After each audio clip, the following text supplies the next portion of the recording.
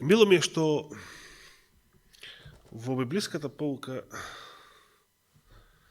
прашањето што се поставуваше зошто Господ го избрал Израел, конечно беше погодена суштината. Господ го избрал Израел, или ајде вака да го поставам прашањето, како апостол Павле би одговорил на ова прашање? Зошто Господ го избрал Израел? Се сеќавате? Па да, дали некој ви доаѓа на ум? Додека размислувате на тоа прашање, би сакал да споделам една нова вест со вас, како и другите вести поврзани со пандемијава, и ова не сте ја чуле на телевизија и нема да ја чуете на телевизија. Според Европската база на податоци, ова е официјален статистички податок, од вакцините, не од болеста, од вакцините до сега се починати 10.570 души, значи на територија на Европска Унија. На територија на Европска Унија. Европска база на податоци. Европска база на податоци. Значи, јас последно што знаев, како највисока бројка од лажни вакцини беше во Америка, некаде 3000 беше официјалниот податок. Пред 2-3 месеци колку беше. Ова е сега за Европска Унија до сега 10.570.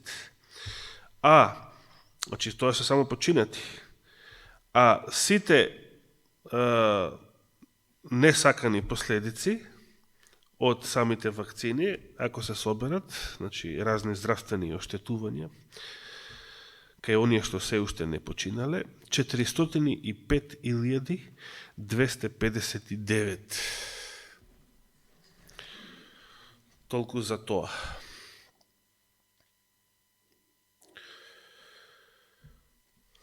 Ако се сеќавате, пред Великден зборував за некои пророштва и предвидувања, за започнување голема, некои велеа и Трета светска војна, некои велеа само блискоисточна војна, и тогаш големата сабота констатиравме дека од тие предвидувања до тогаш немаше ништо. Но после Великден се разгоре нов конфликт во Израел.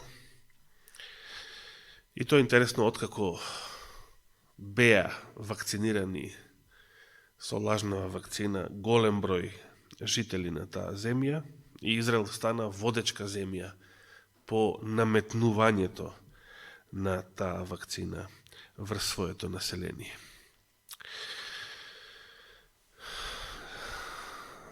Мнозина коментари, мнозина се огласија по повод овој конфликт, што е малку невообичаено. Не слушав, например, политичари од разни партии да даваат коментари за азеро-ерменската војна минатата есен. Не слушнав политичари и новинари да завземаат страна дали Азербејџан е во право, дали ерменците се во право во врска со тој конфликт. Од каде потребата на политичари и новинари да дискутираат сега за израелско-арапскиот конфликт? Што има тука толку важно? Што има тука толку битно? Интересно прашање. Зошто е Израел секогаш во фокусот на интересирањето? Како земја, не како држава.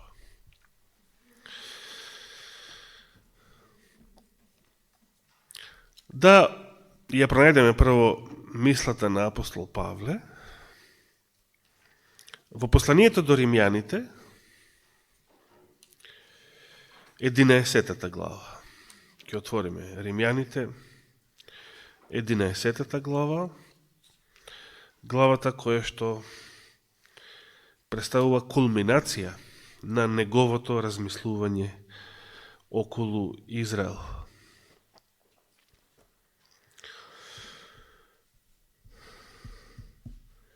Во Римјаните 11 глава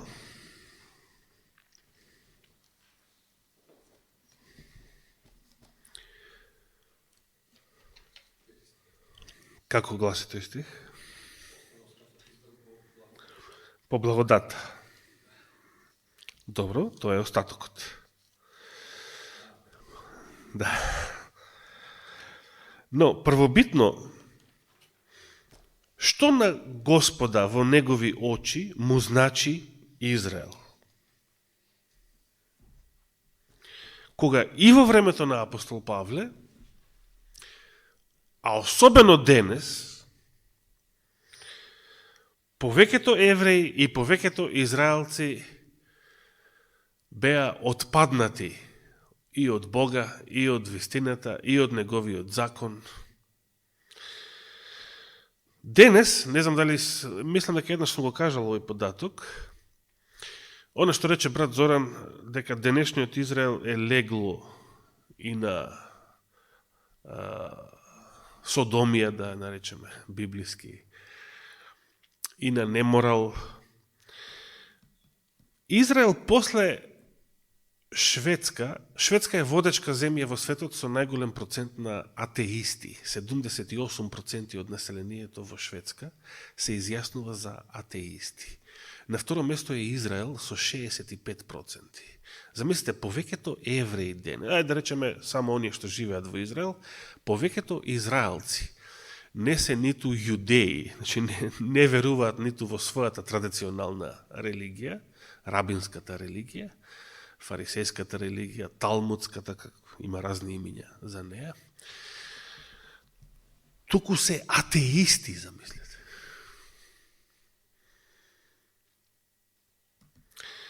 Па сепак, Израел е во фокусот на интересирањето.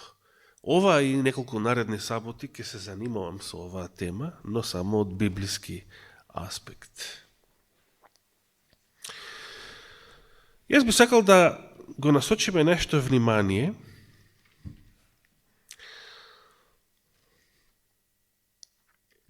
на зборовите на апостол Павле, почнувајќи од 25 стих. Откако зборува за дивата и питомата маслина, за калемењето на дивите гранки врз питома маслина и така натаму, целата таа парабола, да ја наречеме. Во 25 стих, пишувајќи им на римјаните, значи замислете на христијанската црква во Рим, апостол Павле им вели: сакам, браќа, за да не си помислите во себе дека сте мудри. Дали е добро ако, како верници, си мислиме за себе дека сме мудри? Не е добро.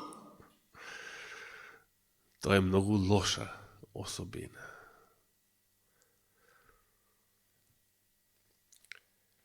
Да не помислите во себе дека сте мудри, да ја знаете оваа тајна. Која тајна?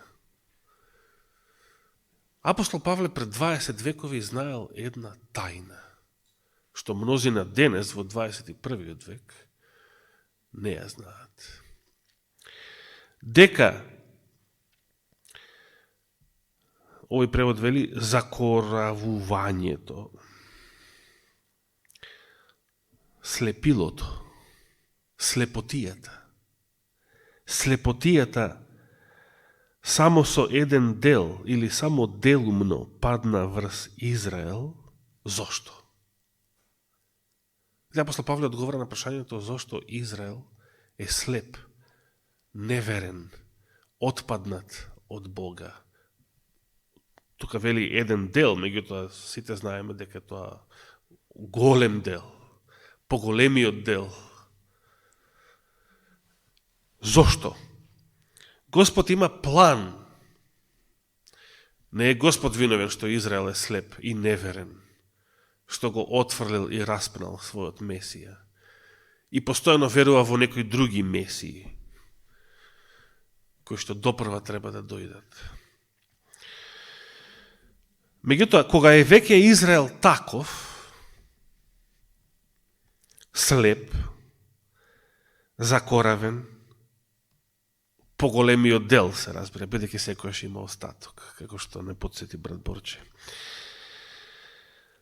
Кој е Божиот план? Зошто? Зошто дозволил Господ тоа да се случи со Израел? Додека што? Значи, тајната е во тоа. Израел е слеп. Израел е неверен. Израел е отпаднат. Поголемиот дел, се разбира, сите изминати 20 векови, но нема бесконечно да биде така. Не е за секогаш така. Зошто? До кога ќе биде Израел вака слеп? До кога ќе биде Израел вака неверен? Иако нешто што не сум го очекувал јас воопшто, дека ќе стане и глуп одозгора, нешто што не одговараше на Израел да му се припише глупост. Значи, на секој друг може да се припише глупост. Меѓутоа, Израел да биде земјата која што прва ќе го извакцинира своето население, и тоа во најголем процент до сега, тоа не очекував. Но да ја оставиме пак таа тема на страна. До кога Израел ќе биде слеп? До кога Израел ќе биде неверен? До кога Израел ќе биде отпаднат од Бога? До кога Израел ќе биде грешен, неправеден, како сакате наречете? Значи има прогледување. Како може слеп да прогледа? Со помош на Бог. Додека, вели Павле, што? Додека да настапи, овој превод вели што? Додека не влезе, вели ги оригиналот, полнината на незнабожците. Замислете.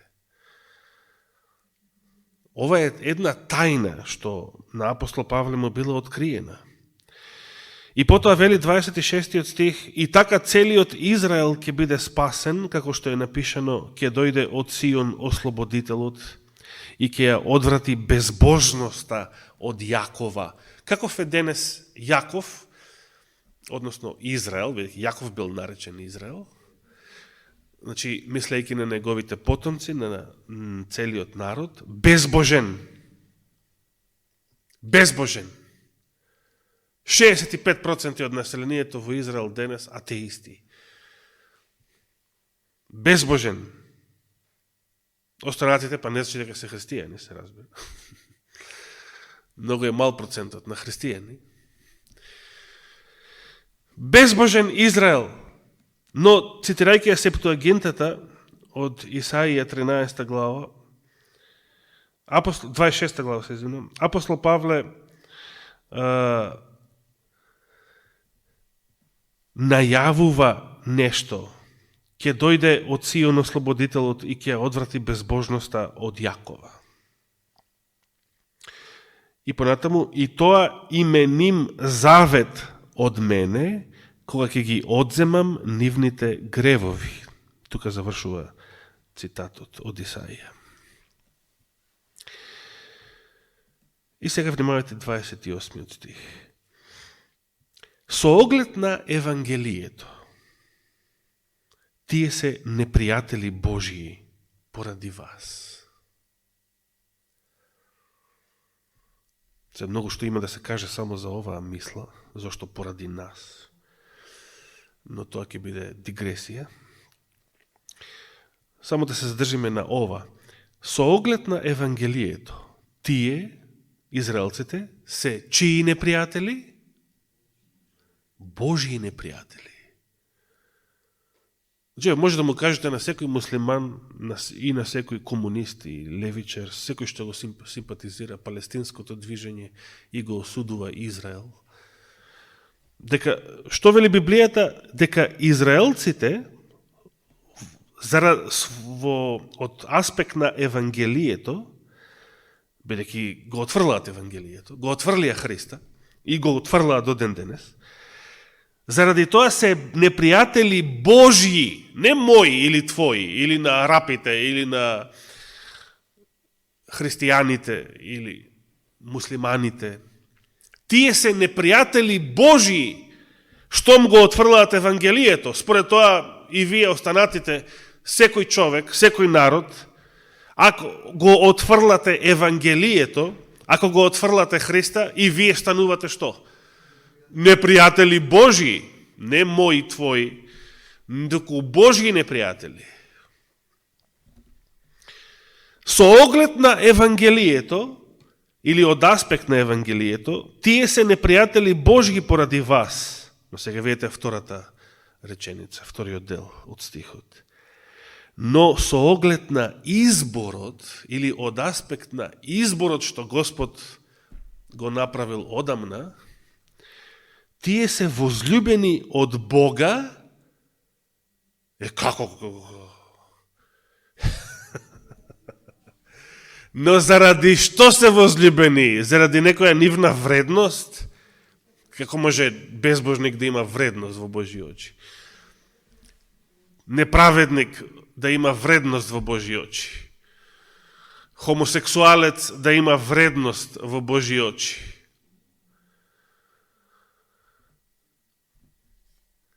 Тие се возлюбени од Бога со оглед на изборот. Изборот го споменува. Заради кого? Заради татковците. На кого мисли? Авраам, Исак, Јаков. Овие тројца во еврејската традиција се наречени татковците. Авот, татковците, оците. Ако некој православен рече оците, или светите оци, мисли на еден куп црковни учители од разни векови од минатото. Но кога евреите велат оците, хаавот, мислат само на овие тројца. Аврам, Исак, Јаков.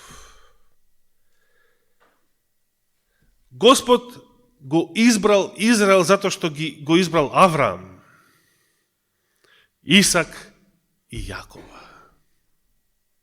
И од Јаков потекнува името Израел, бидејќи тој беше наречен Израел. И ако читаме на многу места во Мојсеевите книги, кога самиот Мојсеј, што им вели на израелците, не ве избра Бог затоа што вие бевте најголем, најсилен, или не знам што, колку вреден народ. Напротив, дури им вели, вие сте народ со тврдоврат народ, со закоравено срце, уште Мојсеј на таа генерација. Да не отвараме да ги читаме тие стихови. Туку сака да ги подсетува зошто Господ ве избра, затоа што Господ е верен на заветот. Значи, Господ му ветил нешто на Авраама, на Исака и на Јакова, и Господ, бидејќи тој ветил, а тој е верен, Господ си го држи тој завет што ним им го ветил, а не заради вас.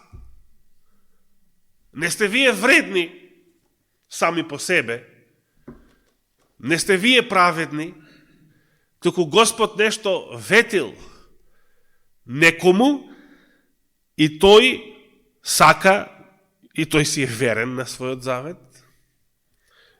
За разлика од нас, за разлика од Израел, тој својот завет си го држи. Тој своето ветување си го исполнува. И затоа вели во 29 стих понатаму, еден многу силен стих, восхитувачки стих во мои очи. И нешто што е добро да си го запамтиме за нас. Никогаш и во најсилни искушенија и разочарувања или во идни прогонства, никогаш да не се откажеме, зашто даровите и Божиот повик се неотповикливи.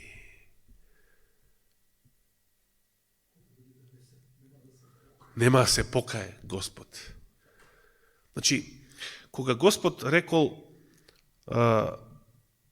го најавил потопот, се сеќавате, се покајав што го создадов човекот, што создадов луѓе на земјава.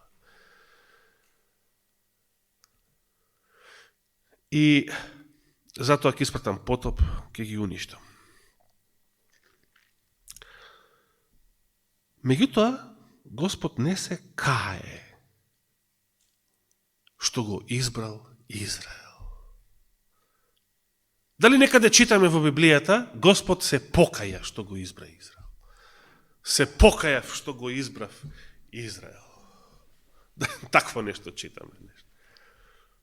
Дори кога му вели на Мојсей, ќе го уништам овој род, оваа генерација, но од тебе, Мојсей, ќе направам нов избран народ, пак немаше Израел да биде уништен, бидејќи Мојсей е израелец, и бидејќи било кој народ што би потекнал од него, пак би бил Израел, потомок на Јаков, на Аврам, Исака и Јаков, бидејќи Мојсей е таков потомок.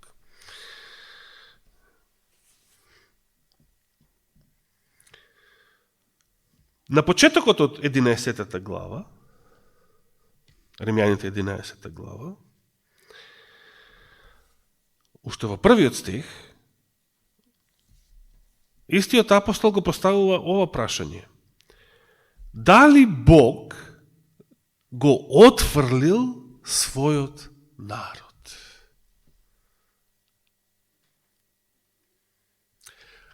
Прво да поставиме обратно прашање. Дали израелскиот народ го отфрлил Бога?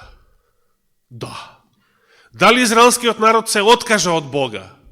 Да. Што изјавија пред Пилата? Ние немаме друг цар освен Цезарот. Значи, преведено на денешен јазик, ние немаме друг цар освен црниот папа, водачот на светската мафија, и затоа денешен Израел на него се потпира. Ние велиме обично, да, Соединените американски држави се на американската поддршка, меѓутоа и тие се само слуги на сатаната. Со еден збор. И неговите министри. Да, Израел го отврли својот Бог. Да, Израел се откажа од својот Бог. Но тоа не е прашањето што Павле го поставил. Прашањето е дали Бог го отфрлил својот народ. И како одговора самиот на тоа прашање? Никако. Или, според Вук Караджич, Боже, сачувај. Никако. Нипошто. Во никој случај. Какви други изрази имаме со истото значење. И како го образложува тој свој одговор дека Бог не го отфрлил својот народ и покрај неверството негово, зашто и јас сум израелец од семето Авраамово, од коленото Венијаминово. Тука со тоа сака да ја воведе мислата за остатокот, кој што малку подолу и со примерот на 7000 мажи што не ги свиткаа колената пред Ваал во времето на пророкот Илија. Така и во сегашно време има еден остаток, како што Борче цитираше, избран по благодат. И дека тој остаток што ме избран по благодат, Значи сите што се спасени, облечени, оправдани од Христовата крв, со Христовата вера, не е веќе по дела, зашто тогаш благодатта не би била благодат. Но, тоа е за остатокот. Во вториот стих од главата, апостол Павле наведува друга причина зашто Бог не го отфрлил својот народ. И вели, вториот стих, Бог не го отфрли својот народ, кој однапред, што? Го одбрал или го избрал. И потоа продолжува со мислата за остатокот.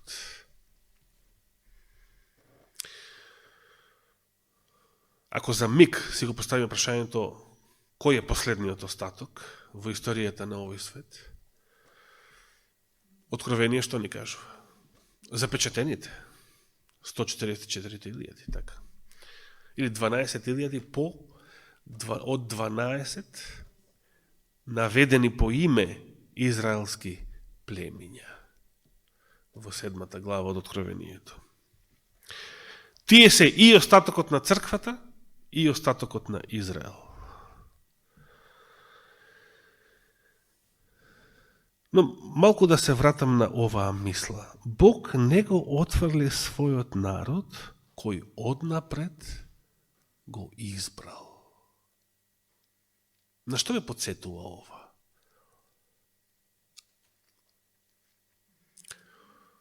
Да речеме, мажот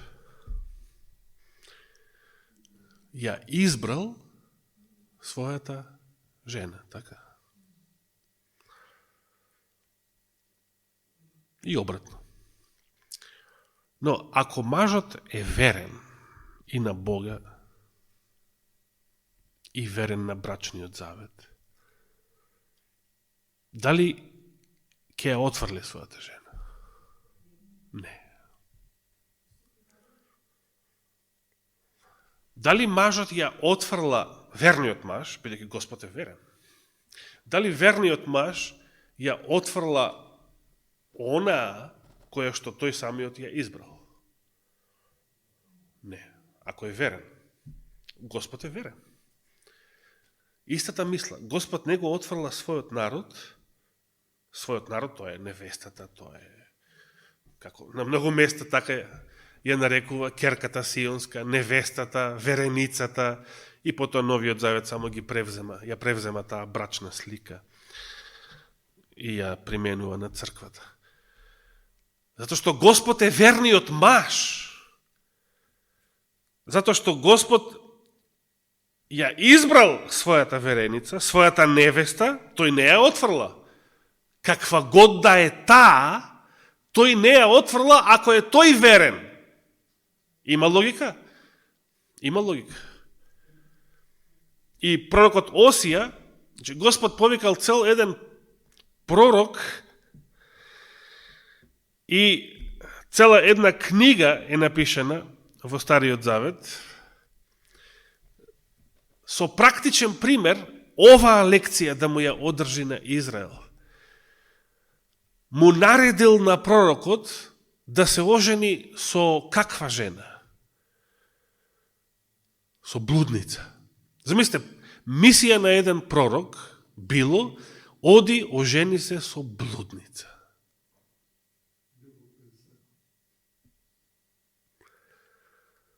Јас не знам како се чувствувал пророкот Осија. Оди ожени се со блудница. Но тоа било мисија, тоа било Божја заповед. Пример, на Еремија Господ му забранил да не се жени, бидејќи ако се оженел, ќе изгледало дека, тоа само по себе не е греф, се разбира, но ќе изгледало дека тоа што го проповеда Еремија во Божјо име, дека доаѓа Вавилон, доаѓа робство, дека тој самиот не верува во тоа, штом се жени, планира семејство. Значи, има причина зашто Господ му забранил на Еремија да се жени. затоа што такво било времето, такви биле околностите, не смеело, неговата порака не смеело ниту малку да се искомпрометира во очите на народот. На Осија пак му наредил да се ожени со блудница. И тој тоа го направил. Лорухама, така се викал. Тој тоа го направил, затоа што Господ сакал да му одржи лекција на израелскиот народ. Како што е оваа блудница, такви сте и вие. И сега, ти говорам, Керко, сети се снао. Значи, не само на израелскиот народ, тоа важи и за христијаните, и за адвентистите, конкретно за секој што себе си се чувствувал како Божиот дете, Божи народ. Како што е оваа блудница, такви сте вие во моите очи. Но јас сум верен, јас сум праведен. Што е запишено за Јосиф? Јосиф бил убеден дека Марија Богородица направила прелюба, затоа е трудна, односно блуд, љубов без закон. Уште пред да се венчаат, уште пред да се земат, затруднела. И сега, која е првата помисла? Дали ке значи, Господ ја оплодил. Тоа помислил Јосиф? Не. Првата логична помисла на вереникот е дека извршила блуд. Или некој ја силувал, можда. Или не знам што. Но, вели евангелистот дека Јосиф бил праведен и затоа што бил праведен, што? Ама како? Решил тајно да ја отпушти. Нормален маж не сака да се ожени со блудница. Тоа што Осија требал да го направи било ненормално, но било Божја заповед.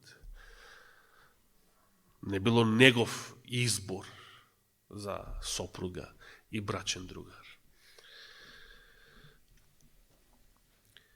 Јосиф бил праведен и дури кога бил убеден дека неговата вереница извршила блуд, тој не сакал јавно да ја осрамоти, јавно да ја избрка,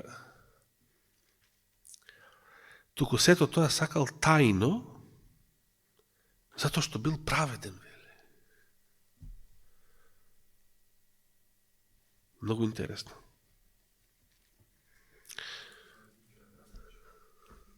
А ако беше само праведен, ако беше горделив, ако беше мудар во своите очи, како ќе постапеше? Да, и ќе однесеше кај свештениците, кај закониците, оваа треба да се каменува. Учителе, ја фативме оваа жена на дело, како врши преволјба. Мојсей вели дека таквите треба да ги каменуваме. А ти што велиш? Тоа беше Јован 8 глава. Знаеме Христос како одговорил.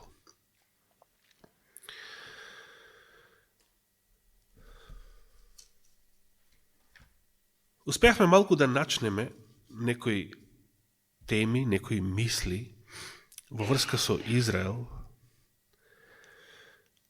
затоа што и светот до некаде разбира дека Израел е во фокусот на светските настани. За Израел, кога нешто во Израел се случува, владее посебно интересирање и од страна на медиумите. Ја не слушнав на вистина ниту еден политичар, например, тука македонски или балкански, да завзема страна во ерменско-азербејџанскиот конфликт. Или да дискутираат други народи во други земји, нивната јавност, да дискутираат за војни и конфликти помеѓу трети и четврти народи далеку од нивната територија. Зошто Израел е исклучок? Зошто за Израел постои специјално интересирање? За денес би сакал да привршам со една информација. Не сум знаел дека уште во сега далечната 1986 година еден високо позициониран руски дипломат, всушност советски, на тогашниот Советски сојуз, кој истовремено бил поранешен службеник на меѓународното одделение на Централниот комитет на Комунистичката партија на Советскиот сојуз, советник на амбасадата на Советскиот сојуз, а по падот на комунизмот на Руската федерација во Соединетите Американски држави, стручњак за Блискиот Исток истовремено, по име Вјачеслав Матузов. Во едно свое интервју 2001 година одговорил на прашањето во што се состои суштината на арапско-израелскиот конфликт, кој трае со прекини откако е основана државата Израел 1948 година. Нон-стоп таму има војна, нон-стоп само со прекини, со затишја. Нон-стоп таму има крвопролевање, нон-стоп таму има немир. Што рече Исаија? Дали безбожниците може да имаат мир? Нема мир за безбожниците, рече Исаија.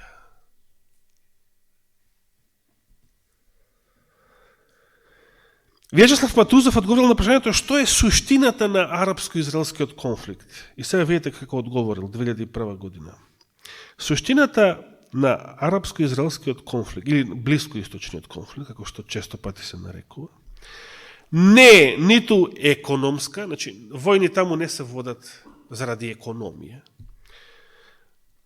Еден куп други војни се заради што? Економија, територија, демографија, политика, нафта, тоа ке спаѓа во економија. Значи, сите други војни и конфликти се заради тоа.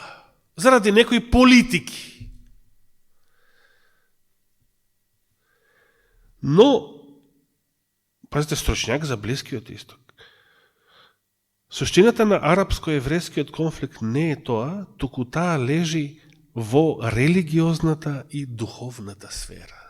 Пазите, атеист, комунист, високо позициониран дипломат на поранешниот Советски сојуз, на Комунистичката партија, сватил, за мене голема работа атеист тоа да го сватил, и да донел таков заклучок. Суштината на арапско-еврејскиот конфликт лежи во религиозната и духовната сфера. Една друга информација. Еден српски професор по име Мирољуб Јефтич деновиве ја дал ова, на 12. мај конкретно, ова негова изјава. За да се случи мир помеѓу евреите и палестинците, потребно е евреите да се откажат од Храмската гора. Што би рекле, на кукаво лето. Не свети никад.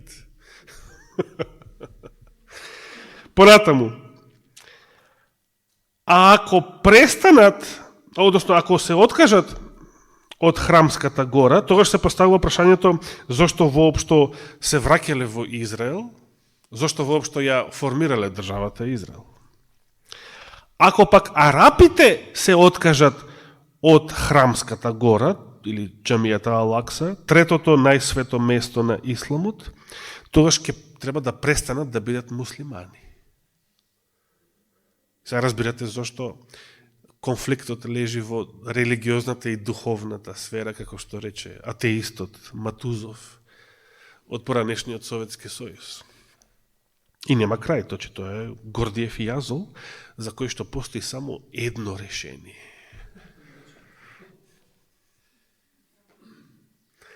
Затоа ќе зборувам следната сабота.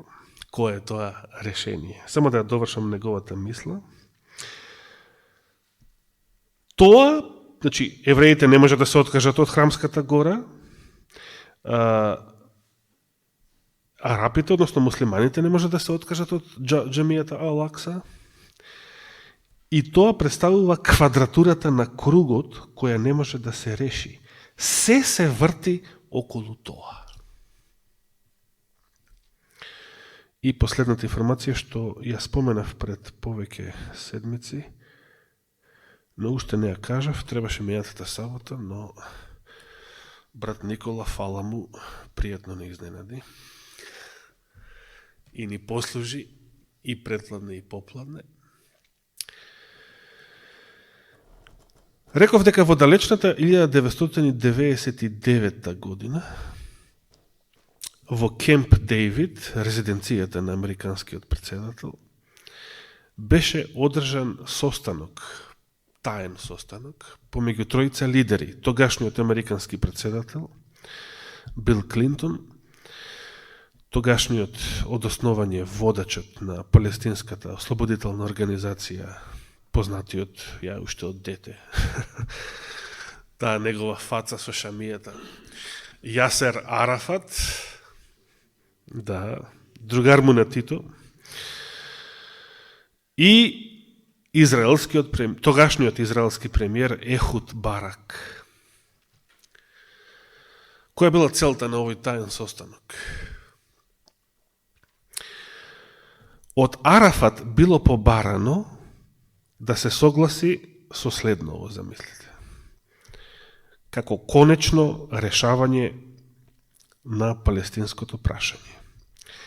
Му ветија председателство на палестинската држава, државни граници, признание на независност, враќање на сите бегалци, сите тие 1.700.000 арапи, од кои некаде мал процент беа христијани, што Израел ги избрака уште од првата војна 48 година. Враќање на сите арапски бегалци, дури и тоа му било ветено, на Арафат.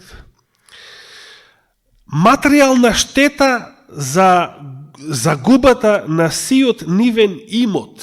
Замислите Грција да вети за сите македонци од Егејска Македонија материјална надокнада за сиот нивен загубен имот, а плюс и враќање.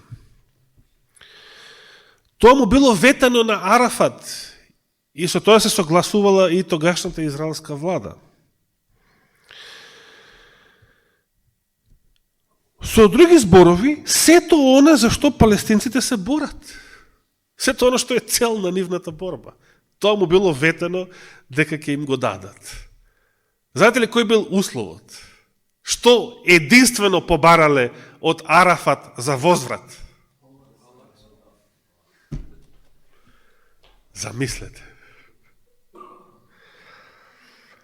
За возврат Арафат требал да се согласи на местото на џамијата Ал-Акса под нејзините темели да се изгради третиот еврејски храм. Замислете. Зошто е ова толку битно? Само да го довршам.